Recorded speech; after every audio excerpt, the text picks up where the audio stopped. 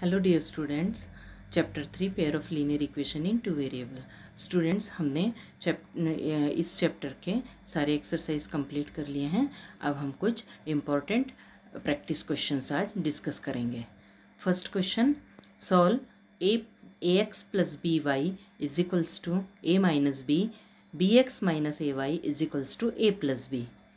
Solution, first given pair of linear equations ax plus by is equals to a minus b equation 1 and bx minus ay is equals to a plus b equation 2। ये दोनों equation हम first elimination method से solve करेंगे। इसमें variable x and y है और a and b numbers की जगह हमको a एंड b गिवन है। Okay, a and b are constants. अब हम इक्वेशन 1 और 2 में सपोज y के कोफिशिएंट इक्वल करेंगे तो equation 1 multiplied by a and equation 2 multiplied by b। if equation 1 multiplied by a, then it gives a square x plus aby is equals to a square minus ab. This is the equation 3. Now equation 2 multiplied by b, b square x minus aby is equals to ab plus b square. This is equation 4. Now equation 3 and 4 इन दोनों को हमको add करना है। Equation 3 plus equation 4, a square x plus A B Y is equals to A square minus A b and plus B square x minus A B Y is equals to A square plus A B plus B square. अब students, हम दोनों equation add कर रहे हैं तो कोई भी sign change नहीं होगा। यहाँ पे plus A B Y minus A B Y cancel होके 0 हो जाएगा। A square x plus B square X, तो इसमें ए स्क्वायर बी स्क्वायर हमको नंबर्स नहीं दिए हैं, इसीलिए ये एडिशन नहीं हो पाएगा इनका। सिर्फ हम एक्स को कॉमन ले लेंगे तो कितना हो जाएगा, A square plus B square in bracket X into x is equals to के साइड में minus A B plus A B cancel हो रहा है और A square plus B square बच रहा है। So A square plus B square into x is equals to A square plus B square. So X is equals to A square plus B square by A square plus B square and then x is equals to 1। Put the value of x in equation 1। what is our equation 1? ax plus by is equals to a minus b. So x is equals to 1 put up करेंगे तो a plus B Y is equals to a minus b. अब equals to के दोनों side में a है और दोनों की साइन भी सेम है, सो दोनों कैंसिल होंगे। स्टूडेंट्स, ये आपको मालूम ही है कि यदि इक्वल्स टू के दोनों साइड में सेम नंबर्स है और उनके साइन भी सेम है तो वो कैंसिल होते हैं, और इक्वल्स टू की एक ही साइड में यदि सेम नंबर्स है और यदि उनके साइन डिफरेंट है तो वो कैंसिल होकर 0 देंगे। ओके, अब हमारा ए कैंसिल हो गया, बचा b Y is equals to minus b. So y is equals to minus b by b, Y is equals to -1। So our solution pair x y is equals to 1 -1। Students, ये थोड़ा सा different questions थे। इसमें numbers की जगह हमको variables ए भी दिए गए हैं, तो इस टाइप के क्वेश्चंस को हम एलिमिनेशन मेथड से या सब्स्टिट्यूशन मेथड से सॉल्व करें तो सॉल्व इजीली हो सकता है सॉल्व, पर एलिमिनेशन मेथड सबसे ज़्यादा इजी पड़ेगी। Okay, question number 2, solve x plus y is equals to A plus b and a x minus b Y is equals to A square minus b square. So solution, given pair of linear equations are x plus y is equals to a plus b equation 1 and ax minus by is equals to a square minus b square equation 2। Equation 1 और 2 में हम देख रहे हैं कि equation 2 में y का coefficient minus b है और इक्वेशन 1 में y का कोफिशिएंट 1 है, तो यदि हम इक्वेशन 1 को b से मल्टीप्लाई करें तो कोफिशिएंट इक्वेट हो जाएंगे और साइन भी डिफरेंट होगा। So equation 1 multiplied by b, bx plus by is equals to ab plus b square हो जाएगा। ओके, इसको हम इक्वेशन 3 देंगे। अब इक्वेशन 2 और 3 को यदि हम ऐड कर दें तो ax minus b Y is equals to A square minus b square plus b x plus A B Y is equals to a B plus B square. now minus by plus by cancelled, so ax plus bx कितना हो जाएगा, a plus b in bracket and into x is equals to minus b square plus B square cancel हो गया यहाँ पे right side में, और a square plus A b ये ऐड हो जाएगा। ओके, अब देखिए a square plus A b में से हम ए कॉमन ले सकते हैं, so a plus b into x is equals to a into a plus b हो जाएगा। अब दोनों साइड से ए प्लस बी मल्टीप्लिकेशन में है तो दोनों कैंसिल हो सकते हैं, या फिर आप ऐसा कर सकते हैं कि एक्स के साथ जो ए प्लस बी मल्टीप्लिकेशन में है वो साइड चेंज करके डिवीजन में जाएगा, तो ए प्लस बी कैंसिल हो जाएंगे दोनों ब्रैकेट। तो एक्स की वैल्यू कितनी आ गई, ए, x is equals to a. Now put the value of x in equation 1. Equation 1 is x plus y is equals to a plus b. So x की value a है, a plus y is equals to a plus b. दोनों side से a cancel हो जाएगा, then y is equals to b. So our solution pair x y is equals to a b.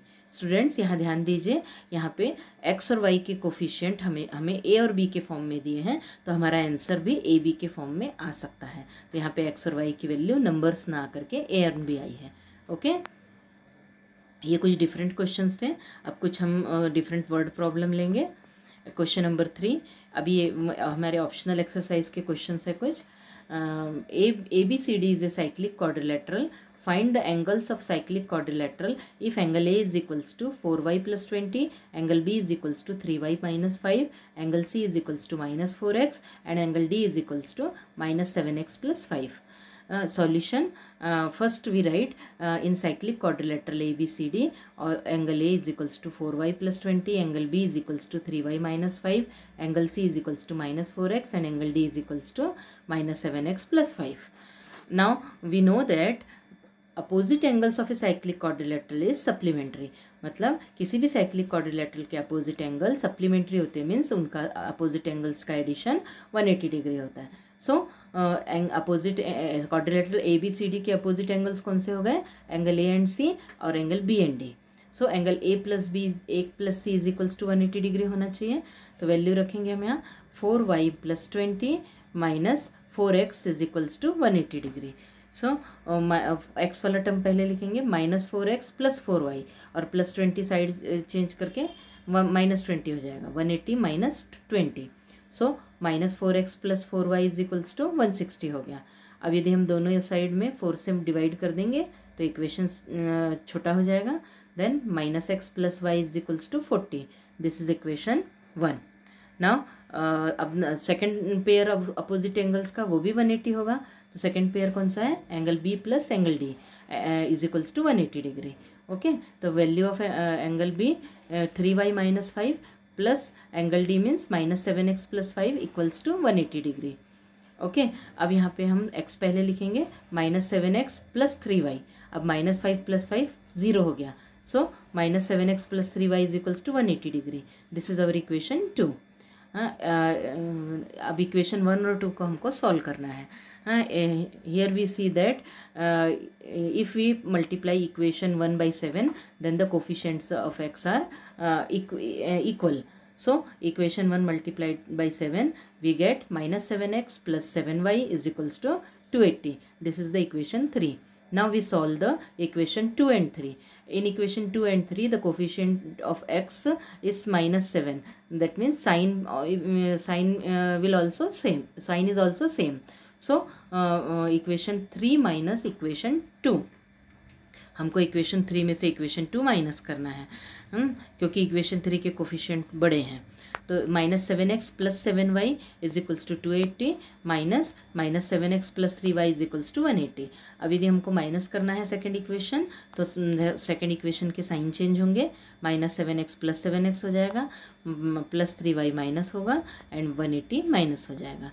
Okay, so minus 7x plus 7x 0, 7y minus 3y 4y is equals to 280 minus 180 100. So 4y is equals to 100, that means y is equals to 25. Now put the value of y in equation 1. Our equation 1 is minus x plus y is equals to 40. So minus x plus 25 is equals to 40. Then minus x is equals to 40 minus 25. Then minus x is equals to 15. So x is equals to minus 15. अब students आप ये सोच रहे होंगे कि यहाँ पे x की वैल्यू नेगेटिव आई है, x और y की वैल्यू नेगेटिव आ सकती है बट एंगल्स नेगेटिव नहीं आएंगे। सो हम इस x और y की वैल्यू पुटअप करके एंगल्स की वैल्यू फाइंड आउट करेंगे। Angles of quadrilateral ABCD, so angle A is equals to 4y plus 20, so 4 into 25 plus 20, that means 100 plus 20 120 degree. Angle A की वैल्यू 120 डिग्री आई. Now angle B is equals to 3y minus 5. So 3 into 25 minus 5, that means 75 minus 5 equals to 70 degree. And angle C is equals to minus of 4x, that means minus 4 into minus 15 which gives plus 60.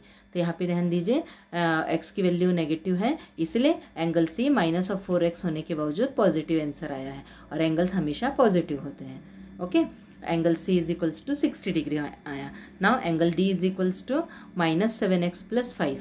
तो minus 7 into minus 15 plus 5, that means 105 plus 5 equals to 110 degree.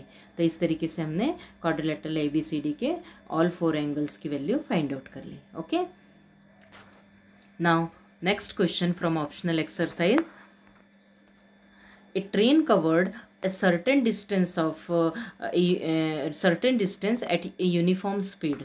If the train would have been 10 km per hour faster, it would have taken 2 hours less than the scheduled time.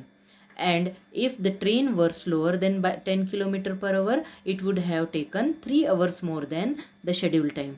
Find the distance covered by the train. Okay, first हम question समझ लेंगे. हमको क्या given है? A train covered certain distance at uniform speed. Uniform speed मतलब train की speed uniform है, इसका मतलब ट्रेन की स्पीड फिक्स है. हम उसकी स्पीड कम या ज़्यादा नहीं हो रही है, हमेशा उसकी स्पीड एक कांस्टेंट है. Okay, if the train would have been 10 kilometre per hour faster, तो यदि ट्रेन एक यूनिफॉर्म स्पीड से एक स्पेसिफिक डिस्टेंस कवर कर रही है, तो उसको उस डिस्टेंस कवर करने के लिए एक स्पेसिफिक टाइम लगेगा. तो यदि ट्रेन की स्पीड यदि हम 10 किलोमीटर पर आवर से फास्ट कर दें, तो उसको ट्रेन को शेड्यूल टाइम जितना लगता है पहुंचने के लिए, उससे वो 2 आवर्स लेस लगेगा, उन्होंने कहा है. ओके, एंड सेकेंड कंडीशन क्या दी है? If train were slower by 10 kilometre per our, it would have taken 3 hours more than the schedule time. यदि ट्रेन की स्पीड 10 किलोमीटर पर आवर से लेस कर दें, तो उसको डेस्टिनेशन तक पहुंचने के लिए शेड्यूल टाइम से 3 आवर्स ज़्यादा लगेंगे. So we have to find the distance covered by train. तो ट्रेन ने कितना डिस्टेंस कवर किया, तो इसके लिए सबसे पहले हम ट्रेन की यूनिफॉर्म स्पीड और उसको शेड्यूल टाइम उसका कितना है वो हम पहले फाइंड आउट करेंगे. Okay, let the uniform speed of train be x kilometre per hour and the actual या फिर हम उसको शेड्यूल टाइम भी बोल सकते हैं. Actual time taken to cover the distance be y hours. Okay, मतलब ट्रेन की speed x kilometre per hour है और उसको एक स्पेसिफिक डिस्टेंस कवर करने के लिए टाइम लग रहा है y आवर्स. तो हमारा वो स्पेसिफिक डिस्टेंस क्या हुआ? Required distance covered is equals to, अब देखिए हमको यदि स्पीड मालूम है, टाइमिंग मालूम है, तो हम डिस्टेंस फार्मूला हमारे पास है speed is equals to distance upon time. So distance is equals to speed into time. तो स्पीड कितनी है x और टाइमिंग कितना है y. So total distance covered कितना हो जाएगा? xy kilometre. ओके, और हमको यही वैल्यू फाइंड आउट करनी है xy की. फर्स्ट कंडीशन हमको क्या गिवन है? देखिए, if train would have been 10 kilometre per hour faster then time taken 2 hours less than the schedule time. तो अब यदि देखिए हमने ट्रेन की speed 10 kilometre per hour fast कर दी, तो न्यू स्पीड क्या हो जाएगी? तो एक्चुअल स्पीड x थी, तो न्यू स्पीड हो जाएगी x plus 10 kilometre per our. और न्यू टाइमिंग कितना होगा? उसको y आवर्स लग रहे थे पहले, तो अब उसको 2 आवर्स लेस लगेंगे, तो न्यू टाइमिंग कितना हो गया? y minus 2 hours. पर इतने टाइम में वो जो डिस्टेंस कवर करेगी वो कितना होगा? New speed into new time. That means speed into time is equals to x plus 10 into y minus 2. और वो डिस्टेंस कवर किया हुआ हमारे XY डिस्टेंस के उतना ही होगा. सो ये दोनों आपस में इक्वल होने चाहिए. Then x plus 10 into y minus 2 is equals to XY. ये दोनों भी डिस्टेंस कवर्ड ही हैं, क्योंकि ट्रेन एक स्पेसिफिक डिस्टेंस कवर कर रही है. यदि उसका स्पीड और टाइम चेंज हो जाएगा तो भी वो उतना ही डिस्टेंस कवर करेगी, इसलिए दोनों हमने XY और x plus 10 into y minus 2 को इक्वल किया है. अब हम ब्रैकेट मल्टीप्लाई करेंगे.